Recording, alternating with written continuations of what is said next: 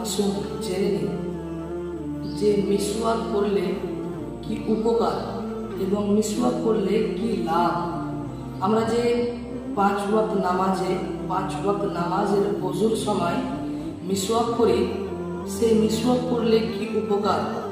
তো বুখারী শরীফ প্রথম খণ্ড পৃষ্ঠা নম্বর 259, মিসকাত শরীফ পৃষ্ঠা নম্বর 44 कि हज़रत आयशा রাদিয়াল্লাহু তাআলা আনহা বলেন कि হুজুর সাল্লাল্লাহু তাআলা আলাইহি ওয়াসাল্লাম বলেছেন कि মিসওয়াক এমন একটা জিনিস যেটা মুখকে পাক করে দেয়, এবং মিসওয়াক এমন একটা জিনিস যেটা আল্লাহ তাবারক ওয়া তাআলা রাজি হয়ে যায়। বলুন সুবহানাল্লাহ।